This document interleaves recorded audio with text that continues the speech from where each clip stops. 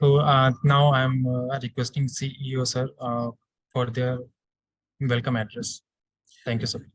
Thank you very much, everybody who is present here in this series of webinar. In fact, most of you would be aware that that Skill Council for Green Jobs has been organizing a series of webinars as part of Azadi ki Amrit Mahotsav. In fact, probably this is the 79th or 80th webinar series, and we would continue this series till at least till August, and we intend to even continue beyond that. This is also becoming a part of Jan Bhagidari activity undertaken by Government of India. This is something which we all wait every week, frankly speaking, for a new speaker to speak and update us and maybe many of our training institutions, training partners, experts on the latest happenings, what are happening. In this webinar today, we have Dr. Debajit, who has been a very old friend of mine, and we have been interacting since his TERI days. He is now Professor of Energy at NTPC School of Business. He would be formally introduced by my colleague. At the outset, I would like to welcome Dr. Debajit for this webinar, and thank you for sparing valuable time for us. Over to Mr. PB Singh for a formal introduction to the speaker. Thank you, sir. Thank you very much for welcoming the speaker and other participants. Good afternoon, everyone. I'll welcome you all to 80th series of the webinar. The Skill Council for Green Job is organizing a series of webinar to celebrate Azadi ka Amrit Mahotsav as a part of India's celebration of 75 years of independence.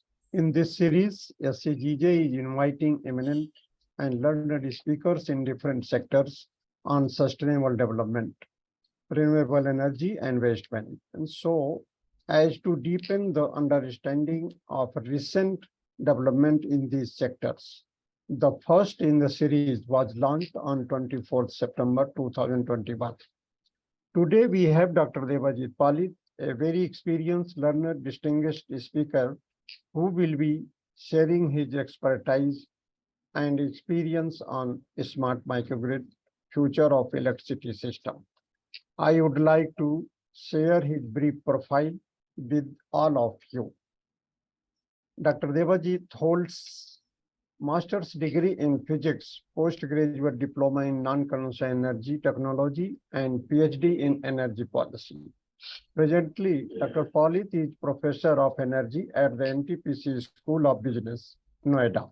He was earlier associated with the TERI, a global research and policy think tank, as a director and senior fellow, and led the Rural Energy and Livelihood Division in TERI for almost a decade. He is featured in the top 2% world scientist ranking by Stanford University for the last 3 years in a row. Dr. Debajit Palit has more than 25 years of experience working in the domain of renewable energy, clean energy access, rural electrification, distribution generation, microgrid, and energy transition. Dr. Palit is also visiting faculty at the Annexe Fellowship for Climate Action Program, Vice President Honorary of the Indian Association of the Energy Economics, Editorial Board Member of the Environment Research Communication, and member of the LVDC Distribution Systems Sectional Committee of the Bureau of Indian Standards. Dr. Palit has written widely on renewable energy and access and rural electrification and gender energy issues, and has published 3 books and around 150 research papers in reputed scholarly journals conference proceedings, books, and magazines. He is a sought-out speaker on rural energy issues, renewable energy, mini-grid energy transition, and energy gender poverty nexus, and had participated in more than 100 national and international conference and workshop across Asia, Africa, Europe, and the Americas. During this webinar, we are celebrating Jan Bhagidari also. Now I'm requesting Dr. Palit to start the presentation. Over to you, sir. Dr. Debajit, one thing, I think you will join me in welcoming Dr. S.N. Srinivasan, our old colleague. You know him so well, and I know him so well. And I would like to mention that it is unbelievable how persistently he has been attending our webinars. Thank you very much, Dr. Srinivasan. Can I see your face? Thank you. Thank you. You will not believe, I think I have missed many webinars, but he has not. And once he was not there, so we waited. We said, how can it be possible that Dr. Srinivasan is not there? So equally. No, it's so educative. You know, you get everything, you know, in one capsule of one hour per week. It educates you a lot. Thank you very much, sir. Thank you very much. And once again, hearty yes, welcome to you, Dr. Srinivasan and Dr. Debajit. Please, you can start. Thank you. Yeah. Thank you, Dr. Saxena. I fully agree with Saxena ji about what this one and what Srinivas just mentioned about the educative things. In fact, some of the videos I have downloaded and sharing with my students also. One. So I discussed with the. Such a pleasure for us also that we are able to put together few things, and we really want to make a depository of all these webinars and make available to everybody as much as possible. Right. Thank you very much. Yeah. Right. So thank you, and it's a pleasure to be here again. This one, I think in last December, I made a presentation. If I remember correctly, I think it was on December. Yes, sir. So thank you, PB, my old colleague from TEDI, for inviting me again and to discuss on a topic on smart microgrid. And it's a very apt topic along with the Jan Bhagidari or the People's Participation Program, because that's exactly what a decentralized energy system intends to do. How can you make it as a citizen-centric technology? This one. So can I share my screen?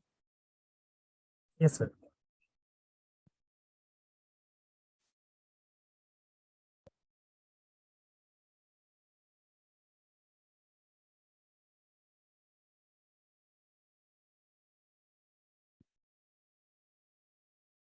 Yes, sir. Yeah. Is it visible? Yes, it is visible, sir. And I kindly request you. Yes. Full screen, sir. Okay, great. This one. So it's a pleasure to be here again and discuss about smart microgrids. This one, which I call as the future of electric system. The reason why I'm saying it is that there is a huge transformation going on in the electricity sector. While in India it is yet to start, but in many of the European countries and in the USA, this transformation has already started. And what we call it, of course, a lot of the stakeholders love to describe it as a 3D framework, while I have added 2 more Ds to it to call it a 5D framework. We're having a decarbonization of the generation, the decentralization of delivery, and digitalization of the transaction. This is a very common that is happening across different countries. What I feel, and that's why I mentioned that it is an apt moment for me to also present and share my thoughts on the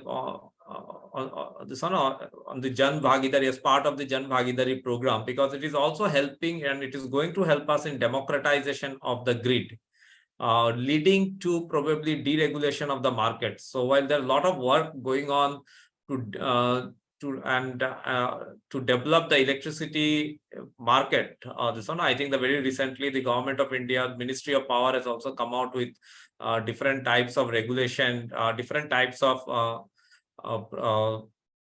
I would say policies to develop the electricity sector in a market mode. But a pure market is something where there is going to be very less regulation. And this is exactly what is going to happen in the future with more and more democratization of the grid and digitalization of the transaction. So while we had earlier large power plants, this is being now more and more small power plants are being constructed. Rooftop solar is being set up. Decentralized solar power and other forms of renewable energies are being considered. So instead of a centralized transmission line, the big transmission line, we are also having decentralized systems working at the local level. Then instead of a top to bottom transaction where the consumers were only paying and has been for the energy that they would consume and have been a passive actor in the system. Now, because of the rooftop solar system and the net metering concept, they are also becoming active participants. So there are more they are called prosumers, who is producers and also consumes. So in that process, they are becoming active participants in the system. So that the transformation has already started in India. Also in some of the states it has started this one, but going ahead, I feel that it is going to take a different shape and might be scaled up in a big way in India also. So we all know about the traditional grid systems. We have generation, transmission, and distribution, but within the distribution sector, now new systems are being developed. We have a microgrid operator, a distribution system operator. Very recently, TERI, IIT Kanpur, and some of the other organizations as part of a US-India project has come out with a report on transforming the power sector and the role of distribution system operator, DSO. I think these are something that which are going to revolutionize the power sector in the years to come. And we are going to have a system at the retail level where the community will have a choice to select the supplier of this electricity. They may have systems at their own house.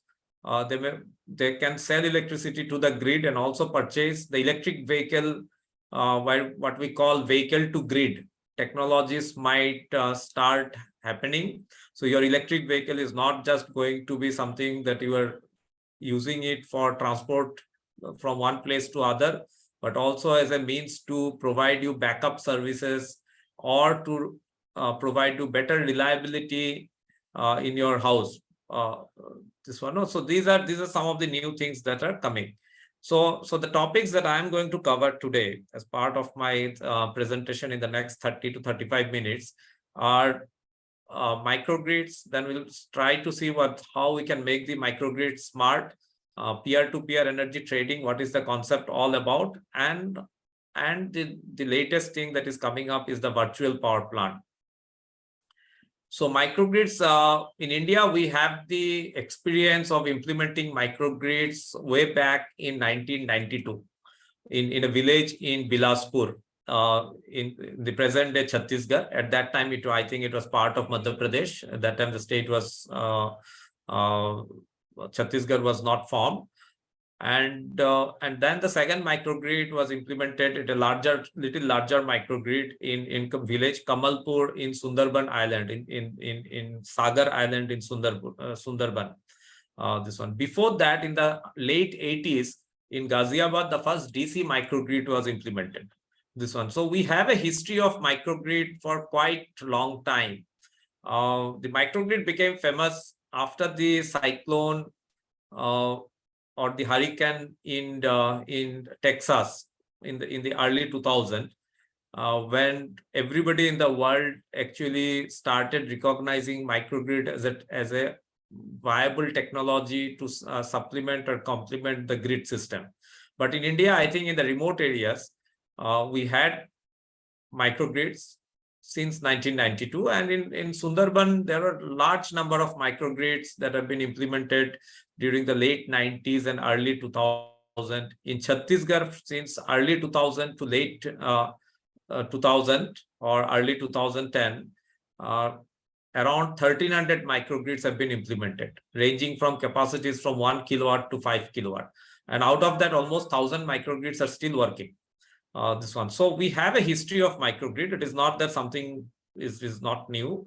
And at different point of time in India, the microgrids have been implemented with the latest technologies that were available at that point of time. So these are not, we cannot say that they were dumb. Whatever latest technologies were available at that time, those technologies were used. And I will, in the course of my presentation, I will discuss more about it. This one. So there is all. So, but the definition of microgrid has never been provided by any agency till maybe till mid 2000 or maybe till early 2010 or something like that, when it became more famous after the things started moving in the US and other developed countries. So the International Energy Agency has given a definition. And by the way, the mini and microgrid I'll be using interchangeably. Mostly in the US market, it is called microgrid, whereas in India and in the European market, it is called mini grid. Otherwise, component-wise or concept-wise, both are same. You may differentiate based on the capacity, but otherwise there is not much of difference. So a mini grid is defined as a set of electricity generators, possibly energy storage system, interconnected to a distribution network that supplies the entire electricity demand of localized group of customers. That's how the International Energy Agency has defined it. SCGJ, which is the International Association for Large Electric Power System. So they have also given a definition. Similarly, the US Department of Energy has also provided a definition. And for that matter, the GOKAK committee under the Planning Commission in India has also defined it as a decentralized distributed generation. Not explicitly as a mini or microgrid, but they have defined it as part of the decentralized distributed generation. And Asian Development Bank, African Development Bank, GIZ, DFID, everybody has given their own definition. But the point that has to be noticed here is that few things are common to all the definition. One is that it has to serve a localized group of customers. Second, it has to have a distribution network which can be interconnected with the grid, the central grid, or it can work in an isolated or islanded fashion. If it is using an intermittent form of energy like solar and wind, then it will have a storage system of its own. It can have a controllable loads, that means loads which you can control for in times of oversupply or deficit. So it can have a controllable loads. It should be able to. That means there should be a system to control it and work in a coordinated way.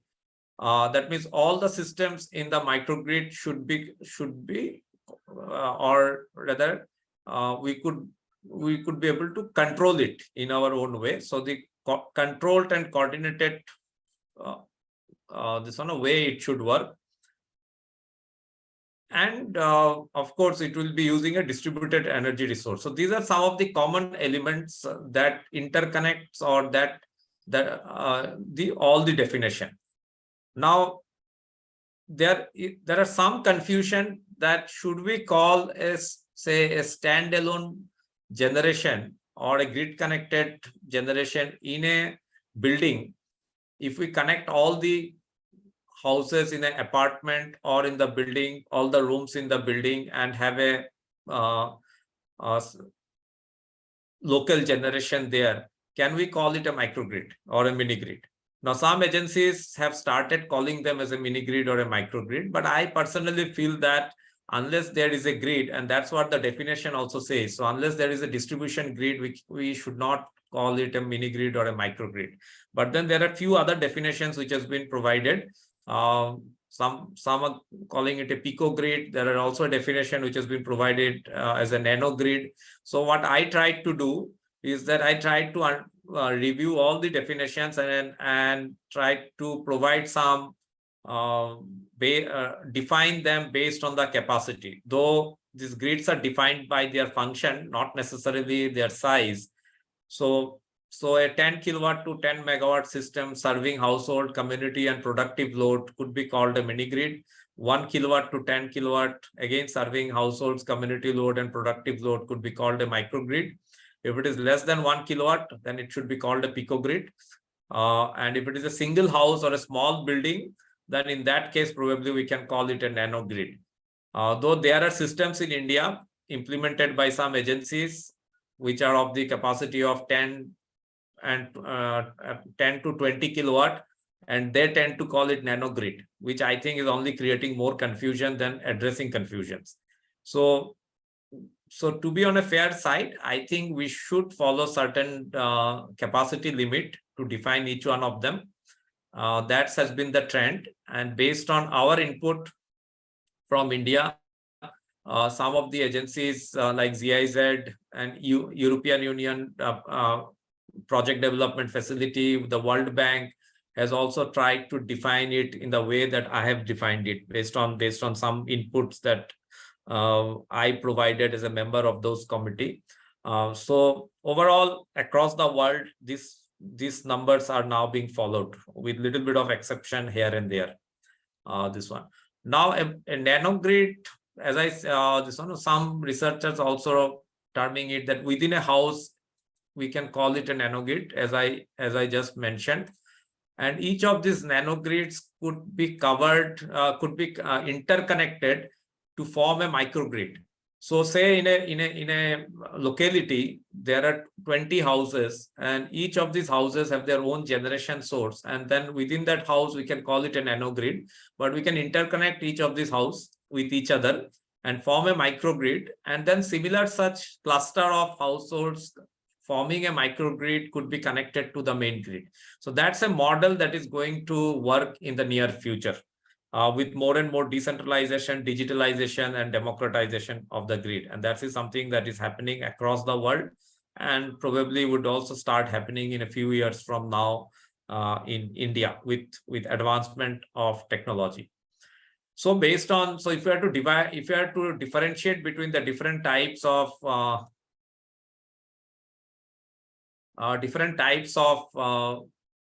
mini or microgrid. So based on operation, we can differentiate either it could be off-grid or isolated, grid connected, or a networked. That means networked grid of many microgrids or many nanogrids or picogrids. Then based on topology, it could be AC, it could be DC, or it could be hybrid in nature. Based on power level, I've already discussed nano or pico, micro and mini, and based on ownership. Now, this is something that in India, we mostly had community microgrids, and then some of the private sector companies like Tata Power, Renewable Microgrid, Husk Power, OMC Power, and others, they started implementing private sector microgrids in the villages to provide reliable electricity supply. But in the Europe and the US, mostly it is the military microgrids and the campus microgrids which are being promoted. In India, the campus microgrids has not yet taken shape, but I feel all the universities, all the the railway quarters, the government quarters, this one in either urban area or in peri-urban area, wherever there is an institution with a housing complex within that institution, all these things should be converted into microgrids with the option of interconnecting it with the grid, and each one of them would serve their own customers or own consumers, and that way the resilience and reliability will increase, and that will also address the land problem for solar in a big way. Because most of these institutions, like the defense institutions, the ordnance factories, huge campuses. So those campuses can be utilized to put up solar power plant, both on the ground mounted and roof mounted, and they can serve their campuses on their own. So those are the type of thing that should be promoted in India in the near future. And hopefully it will be done. This one, all the universities could be converted into a campus microgrid. And the students will also learn the technology from there. So let's now define, let's now try to understand what are the different components of a microgrid. If we are to construct a microgrid, then what are the devices or equipment that would be required. So based on the definition, we need to have a local generation. It could be either dispatchable or non-dispatchable. If it is a non-dispatchable generation, then we also need to have energy storage. Either it could be batteries, the electric batteries, pumped hydro, flywheel, and so on and so forth. There are different battery technologies nowadays available. In India, earlier we used to have mostly lead acid batteries, but now lithium-ion battery packs are also being considered. Going ahead, other type of batteries might also be considered. Then we have end-use loads, whether it is AC or DC load. It could be programmable, and fixed load may include demand-side management and demand response, depending on the technology that you would like to use. And then the fourth thing that is extremely important is the microgrid control system. And I will discuss more about it in my next slide. So I'm leaving it here. Now, these 4 points, these 4 components will help you to construct a microgrid. I'm just using the word micro or mini grid. Now, after that, I can add another component, that is the point of common coupling using AC-DC converters. This one to interconnect my microgrid with the main grid. So it's a utility interconnection. The moment I add the 4th component, the 5th component, then it becomes a grid connected microgrid or a mini grid. So the first 4 will make it a isolated or islanded microgrid. The 5th component will add another feature, and it will make it a grid connected microgrid. And then if I add a communication network system, whether it is a wireless or a fixed wire connection, then it becomes a smart microgrid. So please note that I have to decide it beforehand. It may not be possible for me to convert a normal microgrid to a smart microgrid, because it might cost me more, because a lot of components have to be changed. The inverters have to be smart, the storage system have to be smart. So it is always good to design from day one whether I would like to design a microgrid or a smart microgrid, or I would like to design an interconnected microgrid. So the inverters that we have for a microgrid may not be technologically feasible to feed electricity to the grid. A lot of times we make this mistake. So while we can take electricity from the grid and use my inverter to have both electricity from the solar plant and also from the grid. So the input, there could be 2 inputs in the inverter. This one from the solar and battery, and the other from the grid. But if I have to feed electricity to the grid, then I use a different types of inverter, and which is little costlier than the normal inverter. So that's a confusion in India. In fact, in the policy document also, that confusion is there. So the policy document, as part of the decentralized distributed generation scheme under the National Rural Electrification Program, it said grid compatible microgrid, but it was never defined whether grid compatible means you can take electricity from the grid. That means you can take energy from the grid, or you should also be able to feed electricity to the grid. Now, if it is feeding plus taking, then inverter design is different. But if it is only taking, then inverter design is different. So that confusion continues to be there.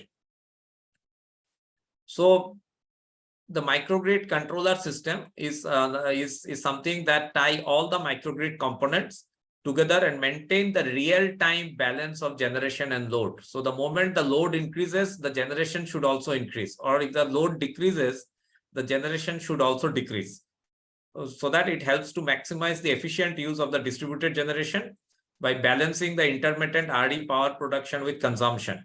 And this control system can be both centralized or decentralized, which means that if you have a centralized system, then a number of microgrids can be controlled by one single central system. The way the transmission grid in India is controlled by the RLDC, the Regional Load Dispatch Center, and the National Load Dispatch Center, or it can be controlled in a decentralized fashion, like the State Load Dispatch Center are controlling all the generation and consumption at the state level. So similarly, if we use the same analogy, a microgrid can also be controlled in a centralized or decentralized fashion. Now, in the most basic microgrid configuration, the control system might just be a governor. Say you have a diesel microgrid, so you have a governing system in the diesel system, in the diesel generator. If the load decreases, the diesel generator will start rotating at a at a lower speed, so as to produce less energy in line with what is required. Or if the load increases, then the governor system will, it's called a variable governing system. So it's a simple one. So in a microgrid, in a complex microgrid, this control system will comprise of sensors, metering, sophisticated software platforms, communication paths designed to allow for real-time optimization and control of the generators, energy storage, load, and utility interface. And it may include a demand response management system, or it may not include a demand response management systems. I'm not discussing more about the demand response. I'm sure the participants would be knowing about what is demand response. So the next point is about why should I implement a microgrid? What are the drivers for implementing a microgrid? So three main drivers: reliability and resilience, environmental benefits if we are using the renewable energy systems, and cost saving is again a very relative word. Now, if I have to create a transmission grid, let's take the example of the African countries where the transmission grid is not available to most of the areas. Now, if I add the cost of transmission grid, then a microgrid or a mini grid is more cost effective, because you can generate at the local level and you can also distribute the electricity at the local level. So a microgrid is a cost effective option if we don't spend money. That means if there is no transmission grid in that given place. But in a place like India, where the transmission grid has been taken, transmission and sub-transmission grid has been taken to almost all the villages in India, maybe a microgrid may not be a cost-effective option unless we interconnect it with the grid. So an off-grid microgrid in the current scenario in India may not be a cost-effective option. This one. So that cost saving is a relative term. Environmental benefits, if we use renewable energy, then it is an environmentally better, because still in the grid is still not green in India because of the large scale use of fossil fuel for electricity generation. And reliability and resilience is something that makes a microgrid a better option. It can provide reliability in the form of providing grid services like ancillary services, demand response, sale of excess generation, system resilience. Like I always give an example: if you have a cyclone, then how much time it takes to correct a transmission grid and how much time it takes to correct a distribution grid. Definitely a distribution grid takes much lesser time to get get it rectified. So that's the type of resilience a microgrid offers, because it doesn't have a transmission grid. And that's why the microgrid is being implemented in many of the US cities, just because of the resilience that it provides in the light of the climate, the weather patterns that are changing because of climate change. This one of the frequent weather patterns that are happening: sudden rain, sudden storm, sudden extreme weather events. And so the microgrids is offering a more resilience. And so whether it is an off-grid area, weak grid, or grid connected, again in India we have a lot of debate going on that we have traditionally believed that microgrid is only for the rural areas, and that too for the remote areas. I don't subscribe to that proposition. A microgrid can be used for off-grid areas, weak grid, or a grid connected areas. Your drivers would then be different for different areas. Now in off-grid areas, probably access to electricity, fuel independence, fuel and cost savings could be the drivers. Whereas in case of grid connected areas in urban communities, uninterrupted supply, reduced CO2 footprint because of the use of renewable energy could be the drivers. In institution and campuses, uninterrupted supply, fuel and cost savings, this could be the drivers. So let's assume a data center. Now, a lot of data centers are being implemented in Noida, and as part of the UP government's policy. Just opposite to my house, the DLF is setting up a technology park, and I'm told that this will be a specialized data center by DLF. Now, for maybe for 1 second power cut, just changing over this one, it's a huge loss of data. Now, that particular data center in Noida should have a microgrid, so which is interconnected with the grid, and a smart microgrid, so that there is not even a 1 second loss of power cut. So it is mainly the uninterrupted supply which is going to help, and it should be a seamless transfer of power. That means the moment if there is a power cut by any system, then immediately the backup should take it over. So there has to be some battery, right? So those are the type of value addition or the driver that a microgrid is going to have in the near future, where uninterrupted, because of a 1 second loss of power cut, or maybe 5 second power cut, you are going to lose a lot of money. So they are going to set up microgrids in the urban areas. Microgrids are also going to be set up to provide, as I said, not just resilience, but also improve reliability of the urban systems. So basically what I'm trying to say is that I cannot juxtapose the drivers of the off-grid areas with drivers of the urban areas. The drivers would be different for different areas, and based on that, I have to take a call whether I should go ahead with a microgrid or not go ahead with a microgrid. So in urban areas, I cannot say access to electricity is going to be a driver. This one. So if I'm talking about access to electricity, then I should understand it is for the off-grid areas. If I'm talking about uninterrupted supply, or if I want an uninterrupted supply, then microgrid could be an answer for the urban areas.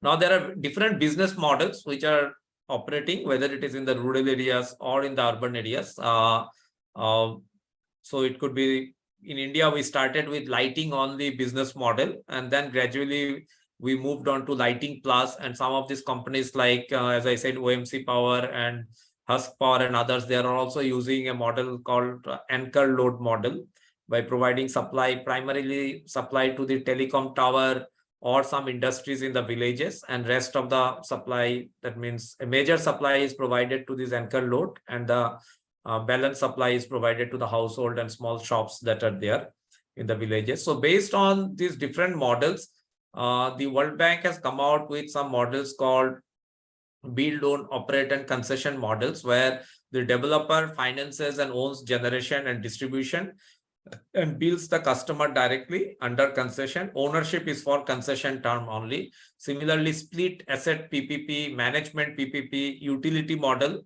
where the utility finances the generation, distribution, and bills the customer directly, which is a typical electric utility model. Or it could be a cooperative model, again a typical cooperative model, which are being followed by the rural electric cooperatives in Philippines, Bangladesh, USA, for the main grid systems also. So similar systems can also be followed for the mini grid. These are just some pictures of mini grid from Chhattisgarh and Sundarban. This is a microgrid, mini grid, which while I was in TEDI, we implemented in one of the villages in Dhenkanal district in Odisha. And you can see this is an AC microgrid, and you can see the inverter. Now this microgrid was designed, it was in a way that these inverters can also feed electricity to the grid. So this is a 6 kilowatt system, and it was installed in one of the larger villages. And we thought when the grid will come, this microgrid will then start feeding electricity to the grid, and the villagers can earn money by feeding electricity to the grid. So we handed it over to the community and to the electric the distribution utility there. So I'm not sure what exactly is the status of this particular village as on date, after the grid has reached that village. And this is a small DC grid that we had implemented. Now, very interestingly, in the same village cluster, there are total 5 villages. We implemented different technologies: a DC grid, a grid-fed AC microgrid, and non-grid fed AC microgrid. This one also, the whole idea was that all the solar panel would be brought to the central place, and with this inverter, the entire electricity that is generated by the solar panels can be fed to the grid. So we didn't spend more money in having 3 different grid-fed AC microgrid, rather only one grid-fed AC microgrid, and the DC microgrid for the smaller villages with only 10 households. This one, but one thing we ensured that the light quality of this DC microgrid and the AC microgrid are same, so that the community will not complain that the DC microgrid is a small system and you have given a larger system to my neighboring village, whereas you have given something smaller to me and you have made a discrimination. And in fact, such type of questions were asked. So what we did is that we provided the same bulb. The wattage of the bulb was same, so that it provides the same quality of illumination, whether you are using it from an AC microgrid or a DC microgrid. And that ensured the equity in service delivery. And people are very happy. So these are just some of the pictures of a control room, battery bank. And you can see the microgrid offers almost a 3-phase line. That's how it distinguishes itself from a solar home system. So in a solar home system, it can only provide you DC current, direct current, 1, and 2, it can only run small appliances, maybe a small TV, or only use it for lighting load. So you cannot use it for productive load, where a microgrid can also provide you 3-phase AC, which makes it apt for a productive load.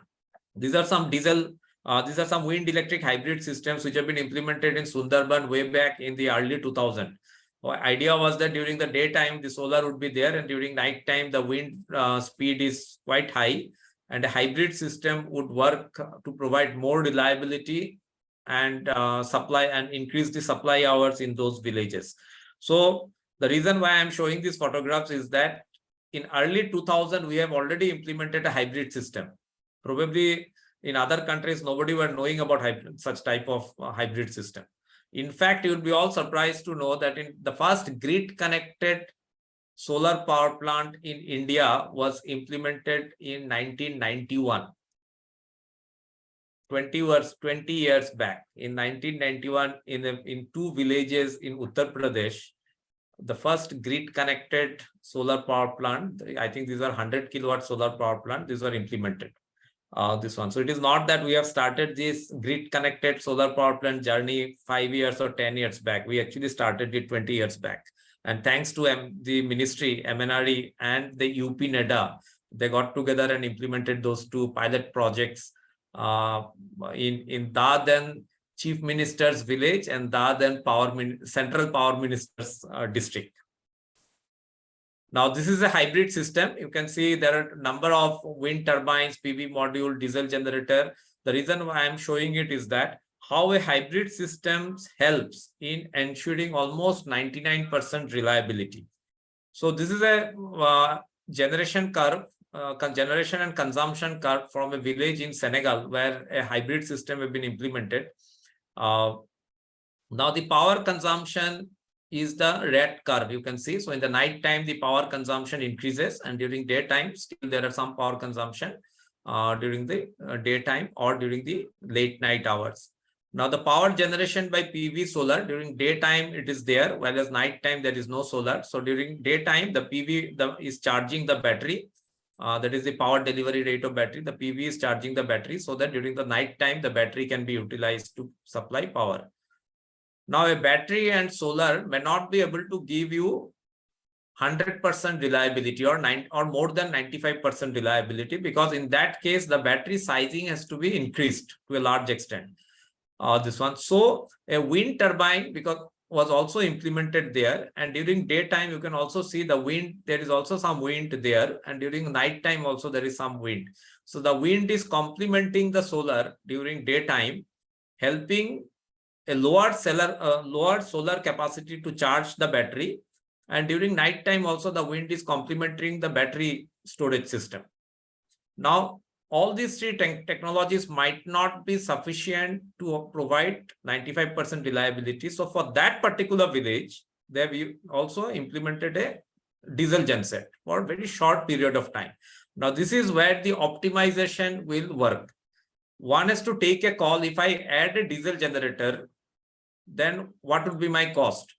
And instead of that, if I increase the capacity of my battery, because I am already using two renewable technologies, solar and wind, then what would be my cost? So whichever is a cost-effective option, I should go ahead with it. But in principle, if I decide that I'm not going to use any fossil fuel and I'm going to use only, and I'm implementing the project as a climate-friendly measure, then definitely I'm not going to implement any diesel. So in that case, my cost effectiveness may be little low. That means my cost might be little high, but still I will go ahead because I'm implementing the project to address the climate problem. Now that's a area where the decisions have to be taken. Why you are implementing a project? Is it because of the cost that you want to have a lower cost project, or it is because of the climate, addressing the climate issues, and when the cost will not matter in that case, this one. So these are some of the challenges that we might face while taking a decision to implement a microgrid or a mini grid. But then these challenging decisions are there also while implementing a main grid, the main grid system. So it is nothing new for a microgrid. So these are some pictures from that village. There are now most of the villages, most of the private operators are using a smart meter type of device, and it is a three-way smart metering. So it controls the total energy consumed. It will trip if you consume more energy than what has been allocated to you on a daily basis or on a weekly basis. It will also help you to it's also a prepaid meter. That means so the moment your money is exhausted, then it will trip. And thirdly, it also helps in the flexibility. That means you say you have been provided with 4 kilowatt hour of energy per week. That much you can use. So either you can have more load and less hours, or you can have more hours and less load. So that also it controls. Now the challenging decision for the policymakers are that wherever a policy decision has to be made for a microgrid, how do we regulate entry, regulate the tariff, regulate the service standards, technical standards, and the relationship between the main grid and the mini grids. So these are some of the regulatory decisions that a regulator may have to take whenever they start a policy on microgrid. Now, I will discuss more about the last one, and many countries have already come out with such type of regulation. However, success of such arrangement is critical on the setting up of a viable tariff after interconnections. So in India, some of policies have been and regulations have been formulated in some of the states like UP, Jammu and Kashmir, Bihar, Madhya Pradesh. But most of these policies have not resulted in positive outcome because of certain lacuna in the policies. And I will discuss what exactly is the lacuna. So on arrival of main grid, there can be various options. So either it could be the microgrid operator can continue to serve that area by taking electricity from the main grid, and the generation business could be stopped. This one. So they become a franchisee or a retailer of the electricity. And we can call them small power distributor, or they can be a small power producer by feeding whatever electricity they are producing to the main grid. That's exactly what we tried to do in the village in Odisha. And the utility can start serving the local area. That means the distribution company. So the microgrid operator could become a small power producer, or it could be a combination of both small power distributor and small power producer, where the microgrid will continue to function in that area, and in case of deficit will take electricity from the main grid, and in case of excess can feed electricity to the main grid. So that's this one. Now in India, we have this coexistence approach, where you will find in the village this private sector microgrids also operating, and there is also a grid line, the main grid line, which is also there in the village. So that is clear. that adds up to the infrastructure cost and creates a lot of confusion. Now in India, the policy has not considered this SPP and SPD option. And because the SPD and SPP option has not been considered, the microgrid operators don't find it feasible to feed electricity to the grid, because they would be getting only 2 rupees 30 paisa or maybe 3 rupees 30 paisa, something like that. That means that's the rooftop solar tariff. So it is not enough to help them to meet their cost. And that's why not a single microgrid, despite the main grid approaching those villages in UP and Bihar, have actually converted themselves into a small power producer or a small power distributor. So they continue to coexist with the main grid and continue, and because the reliability of the main grid is still not good, they also have their own consumers. And now what they're doing is that they're also trying to convert the diesel based productive enterprises to solar microgrid based productive enterprises, despite the fact that they are also using diesel to make the microgrid more reliable. So it's a very confused situation. I think some of the companies have taken a decision that they will henceforth not use diesel and will go completely renewable, and are trying options like biogas, bio CNG and other options. This one, hopefully things will turn out to be better than using diesel. But then if the government of policy would have allowed this SPP and SPD model in India, I think things would have been different and the viability of the microgrids would have increased manifold. This is a project called Under the Grid Microgrid in Nigeria. That's a model they are now working on, wherever the distribution grid has been implemented by the utility, the national utility, or that is the electric utility, and if they are unable to supply power to the rural areas, then the microgrid company is taking this national this grid line, the main grid line, on lease. And whenever the utility is not supplying power, they are using their own generation to supply power using the same grid. So that is helping to reduce the electricity cost, because the microgrid company are not required to set up their distribution grid. And two, the utility is also earning money by leasing out their infrastructure to the microgrid company. And the households are also getting more reliable supply. So while earlier they used to get 8 hours of supply, now because of this additional 8 hours of supply, they are getting 16 hours of supply. So that's a win-win situation for all the stakeholders. And Nigeria is going big with this model. In fact, one of the Indian companies has just signed a contract for 500 such microgrids in Nigeria. This one. So the good thing is that in India, the private sector operators has gained the understanding of how to operate a microgrid, and now they are using that understanding and knowledge to expand their operation to other countries in Africa and Southeast Asia. So this is exactly what I just mentioned. So I'm not going into detail. Now, when we convert a microgrid into a smart grid, as I said, there is also a communication flow in addition to the energy flow. And each one of the, on the generation side and on the consumption side, should be able to talk to each other. And almost on a real-time basis, that the demand and supply should be met. The way it is done at the macro grid level, whatever what the POSOCO or the grid controller of India is trying to do. So that exactly is being done at the local level. So different definitions have been provided for smart grid. I'm not going into these details of the smart grid definition, but it is an electrical grid with automation, communication, and IT system that can monitor power flows from points of generation to points of consumption, even down to the appliances level. And that's exactly what in a smart microgrid is also being done. So it's just a replica of the macro smart grid. This one also. So smart microgrid is nothing different than a macro smart macro grid, and it has all the features that a smart macro grid has.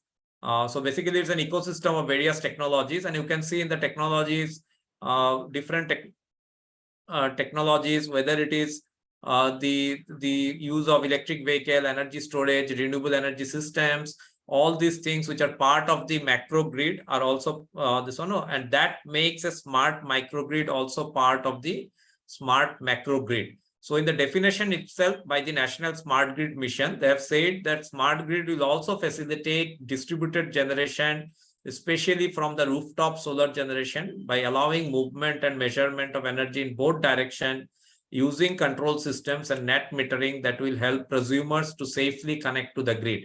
And that's exactly the reason why I am saying that a smart microgrid would become an integral part of the national grid system in the near future in India. Because without a smart microgrid, we cannot think of a smart grid. And if the National Smart Grid Mission in India under the Ministry of Power is thinking about going big on smart grid, then they have to consider smart microgrid. And that adds to the so the features of smart grid systems, in addition to advanced metering infrastructure, the smart meters basically, and peak load management and power quality management. So these are the three things which are now being attempted as part of the smart metering initiative and RDSS. Outage management, distributed generation, and microgrids are also going to be there in the near future. Without that, we cannot make our grid smart. And if we are to make our grid smart, then microgrids or smart microgrids will become an integral part of it. Now, each of such microgrids at the local level, whether in the urban area or in the rural area, can be interconnected to develop the wholesale energy market with both prosumer and consumer. So that's a futuristic model that is being worked out through peer-to-peer energy trading. So what is peer-to-peer energy trading? So basically, each of these households can also start selling energy to their neighbors. So the households, if you consider each of these households as a nanogrid, then they start trading, energy trading with their peer, that is the neighbors. And each such cluster will also start energy trading with their neighboring cluster without the interference of a central authority. So now in a bank system, if we had to deposit a check in the bank, then only the bank will allow whether the money would be debited or credited, right? So there is a central authority to control the entire transaction. But now through UPI or through some of these Google Pay and Phone Pay and other things, without the interference of the banking channel, you can transfer your money from one person to the other. That is nothing but peer-to-peer money transfer. So that's exactly peer-to-peer energy transfer is going to take place in the near future. Following, and it has different layers. Quickly end. Power grid layer, which is the physical layer. Then there is an ICT, information communication technology layer, which is the addition to the physical layer. The control layer I have already discussed. And then, of course, the transaction of money will take place because of the energy transaction, which is the business layer. This one. So this is how a microgrid will work. You have a microgrid 1, 2, 2, N. Each of these microgrid has their own customers. And each of these microgrids will interact with the other microgrids and do power sharing based on a minimum power loss. So there will be better optimization and the sharing of surplus power from the microgrid through exchange of information of the remaining power with the neighboring microgrids. I remember discussing this model almost 10-15 years back. So on a conceptual stage, I'm happy that such type of models are now being implemented in some of the rural areas. And in fact, the UP government of the UP ERC, Regulatory Commission, has recently came out with their regulation on P2P trading platform for rooftop solar power producers. So with one state already formulating its regulation, hopefully the other states will also soon follow up, and we'll see it happening in India. It has already started happening in Bangladesh, by the way, this one. So it is also going to happen in India. So this is exactly what is happening, what is going to happen. You have the different houses, say with rooftop solar, So they are prosumers, and maybe some houses don't have rooftop solar. So each one of them can trade with each other through an energy sharing coordinator, just like you can trade shares through ICICI Direct platform. And there is a stock exchange which is keeping a track of all the share transfer that is happening. And at the end of the transaction, either they're delivering the share or delivering the money to your account. A similar platform would be used. Either it could be a private operator or the distribution system operator. The DSO or could operate that trading platform, and houses can trade with each other, with their neighbors. So that could be a new business model for the distribution company.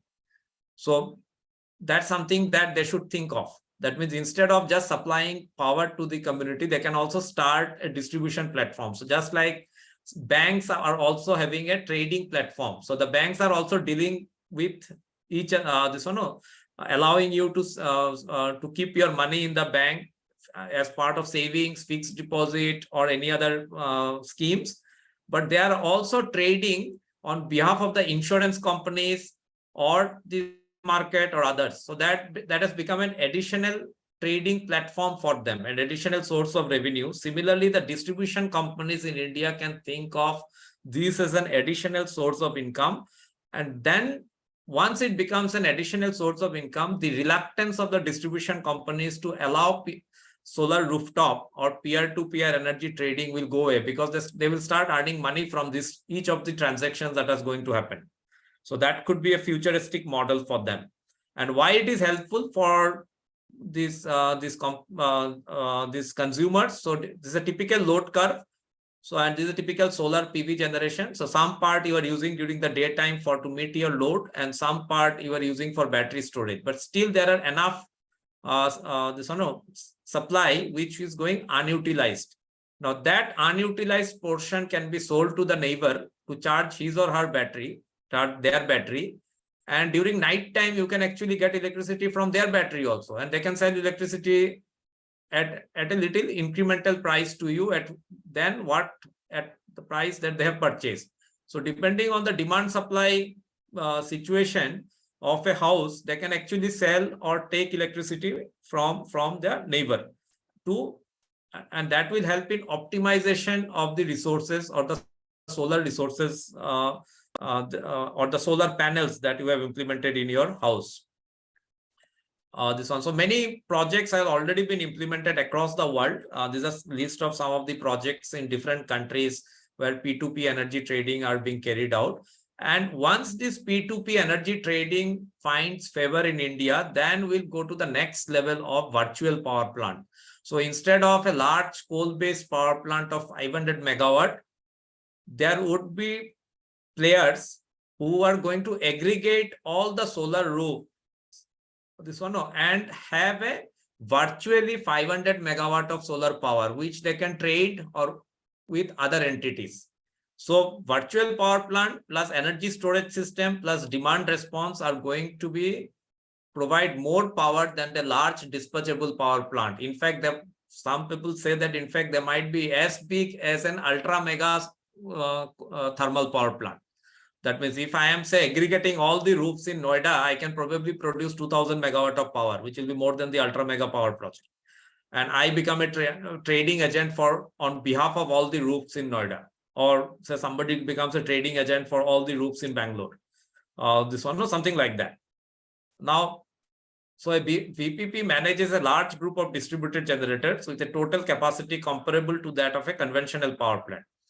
Of course, it will be a complex system because there will be a lot of trading and all such things happening and requiring complicated optimization, control, and secure communication methodology. So the cyber security is going to become very important in days to come. And new research shows that net cost to utility of providing resource adequacy in India, also the resource adequacy is picking up big. The CRC and the CA has come out with their guidelines on resource adequacy.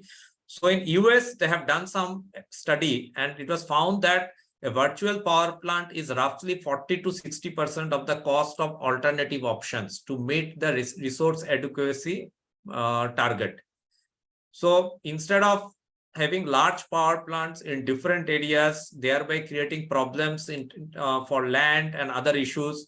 Virtual power plants can actually do the same, can provide the same output and outcome at 40 to 60% of the cost. And these numbers are for USA. I think it's high time that in India also we do such studies and then take a decision whether we should go ahead with large scale solar power plant or virtual power plant, or what should be the ratio of virtual power plant and large scale utility solar power plant. This one also, that will help us to frame our policies in a better way with the involvement of the consumers in a true Jan Bhagidari or people's participation fashion. So I stop here with sharing the smart grid vision for India. In case there are any questions, I would be happy to take few questions if. Yeah, thank you, sir. Thank you very much for the excellent presentation. Rohit, some of questions from Dr. S.N. Srinivas and comments, and also from Neha Sakka. Can you give rights to both of them to speak? Yes, sir. So I can see it in the chat box. So should I go ahead with the question? Debajit, please go ahead. They are only comments, but the broad question that I have is, we have this large program of PMAY, and then there are whole range of mini grid experts and peer group people. Did we miss a chance because we built 3 crore houses, and they could eventually would have become what we now call net zero energy, but community grid, what you defined, community grid with connecting with the central grid, whatever. So why this was not, I don't know. Was it pushed, and what was the reservation to include it in the PMAY, where this assets built now? I use the word, we have a non-performing asset, in the sense they could have become energy generators. So nevertheless, they can still be added, but at the time of inception, it would have been far cheaper, far easier. So your comments on this? I have raised this question in few other things. Never I got a satisfactory answer. So look forward to your response. Thank you. This one, I think it's an excellent question, and I also have the same questions. I have asked it in many forums. This one. So what in India we have I think. See, I don't know at the policy level whether there is a clarity in understanding or what exactly they want to do. As I said, we have a very we are not fully committed to the distributed generation, though we in many this one of forums, the policymakers do say about distributed generation. We started the distributed generation way back in the early 1990s, but still we felt that maybe at the policy level, it was felt that the grid can provide all these services. This one. Now, having said that, I think in the policy also, the latest, the electricity bill, which is pending in the parliament, I think it also doesn't include these new innovative models. It doesn't, it talks about the, it doesn't explicitly talks about the carriage and content, but a simplified version of the carriage and content, this one, but it could have gone a little further and also said about the energy islands and energy community, which the European countries are doing it in a big way. This one. So each your municipalities could generate their own power and also take electricity from the grid, and that would not only provide resilience and reliability, but also help you to meet your net zero target, because these are all renewables. You can aggregate all these capacities and meet your net zero targets. But I don't know what exactly, what is the this one, where is the problem? If I push this a little more, we have this free electricity, etc. Yeah. If you actually aggregate few years of the cost of free electricity, yes, you have it for 25 years. My Absolutely. guess would be about 7 to 8 years of free power would actually give people the solar grid, community grid, which will last for 25 years. Absolutely. That's the reason why I said that we should do a study to understand whether we should go ahead, what should be the percentage or ratio of these virtual power plants, which could be aggregated, and the large scale utility scale solar power plants or other technologies, other renewable energy technologies. Unless we take an informed decision, maybe after say 15 years or 20 years, we'll see that while we made a mistake. So instead of repenting after 20 years, it's better to take an informed decision now. This one, and keep that also as an option. So can this not probably become there a is a mindset manifesto? problem. Somewhere some peer group cannot say this as a manifesto for the next elections. Sorry, it's a dialogue. We can take it offline. I think I'm closing here. no, I think it can. I think they should this one. But my take here would be that whether you would like to decide it or don't like to decide it, take a informed decision. You should have a rational and objectivity behind the decision. Don't decide just because somebody is saying that or somebody is not saying, or just based on some foreign consultants. This one. So you have to take it in the context of India. Absolutely, I fully agree with you. Yeah, you're absolutely. Beri was probably the first grid compatible mini grid in India, and we could have learned a lot of things from the Beri project and similar other projects. And as I said, the first grid connected solar power plant was implemented in 1991, and there is no record of that. We don't know what are the lessons from there. In UP Noida, you won't find any report on that. This one, so it's a great. There might be great lessons from that, which was implemented 20 years back. So we don't know. So we are again very poor at institutional memory in this country, which is extremely important. I think Deepak wants to say something. Yeah, please. Deepak, go ahead. Yes, sir. I hope I am audible. Yeah, go ahead. Right. Sir, thank you very much for a wonderful presentation. I mean, it's really, really good. Just a quick question and following up to what Srinivas sir also highlighted. Sir, as we know, typically, let's say, mini grid sector to a large extent, particularly with rural markets, it's unregulated compared to conventional grid, based discom-led sector. So power sector in general. So if you take the experience in rural segment, the whole, from 90s to whatever mini grid operators, what we have, and remember Saubhagya and so many things, in the last 5 years happened. Sir, can that experience be used for providing reliable and possibly cost-effective energy at urban location? In some of your slides, you did give an example of the data centers coming up in DLF or in Noida or elsewhere. But why only data centers? Because then they would be largely on SCZ mode, or they will have enough capacity for reliable power. For say residents, we don't have, even in urban areas. Reliable electricity is again, it's absolutely.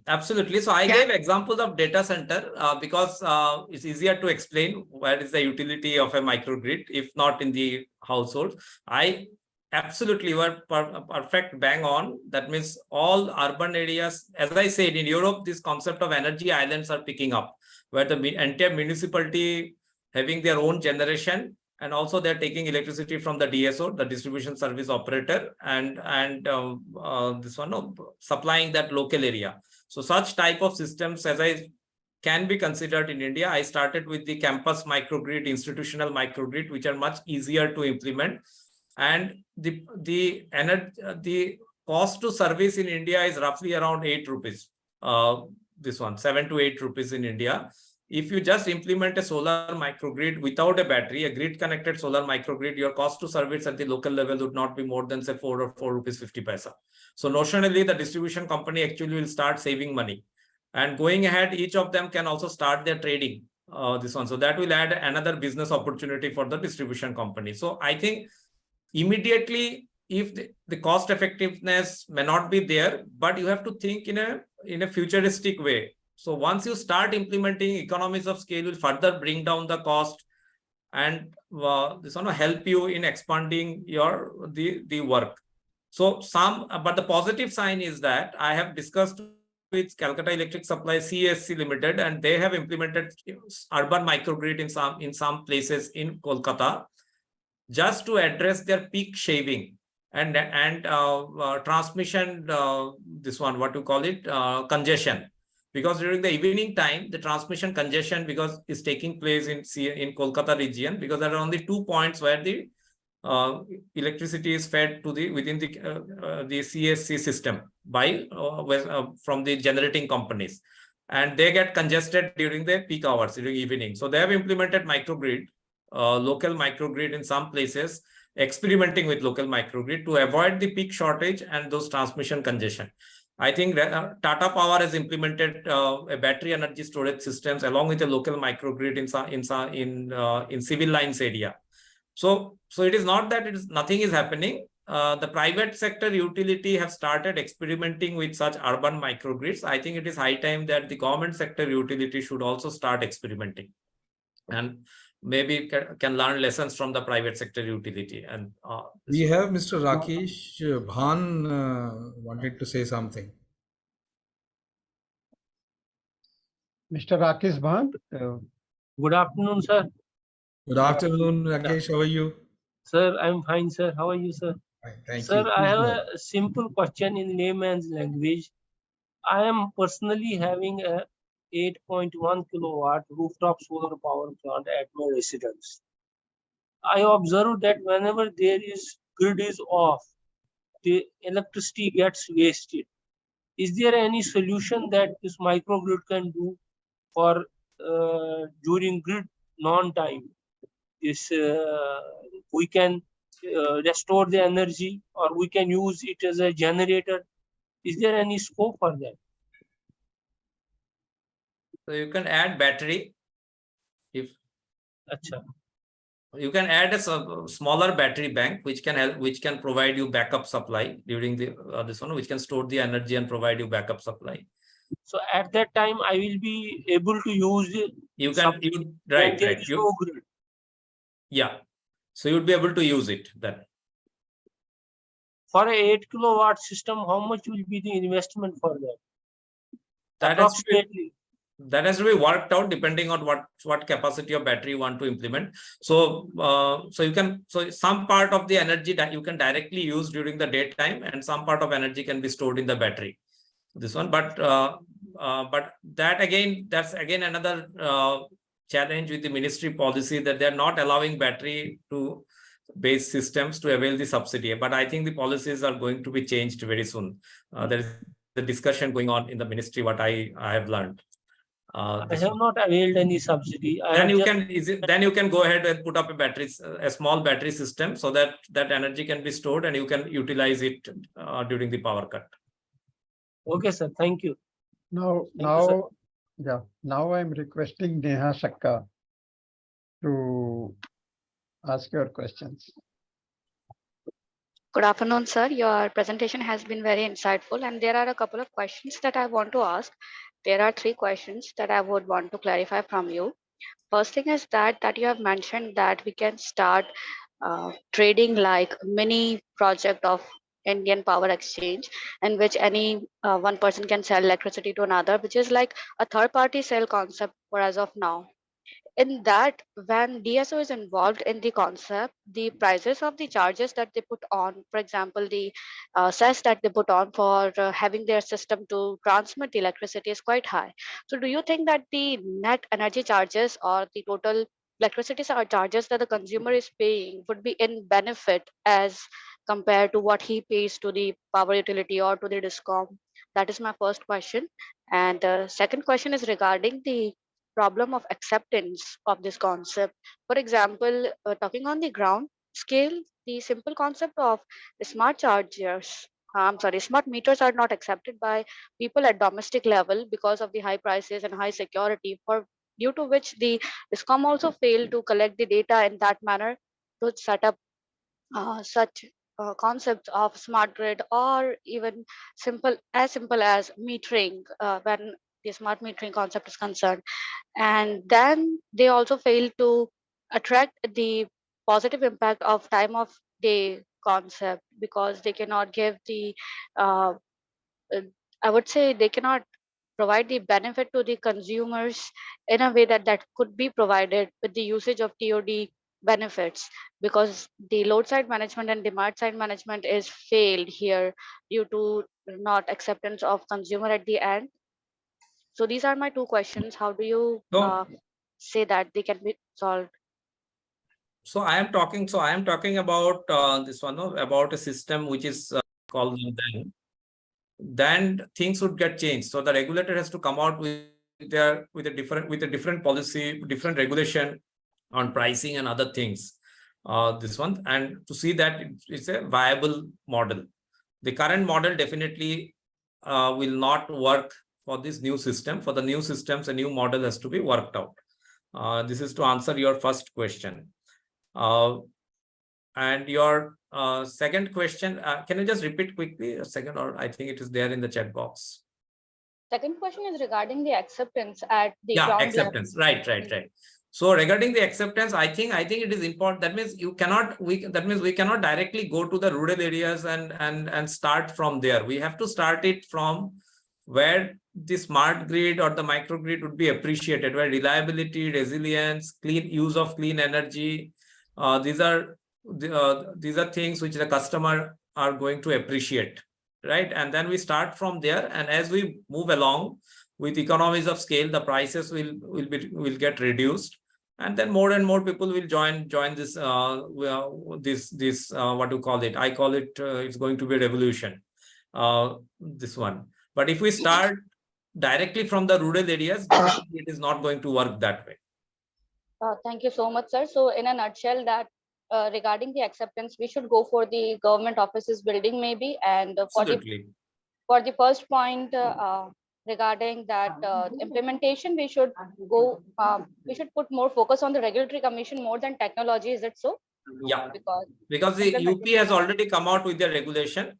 This one, maybe that's a first step. Maybe that is not the best regulation. So as things evolve, better regulation will come in, and other states, regulatory body commissions in states will also start following the UP model. Thank you so much, sir. Thank you, sir. Any more questions from any participants? Thank you, ma'am.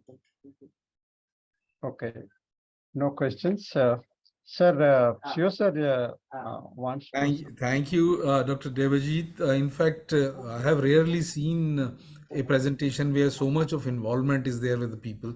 Thank you very much.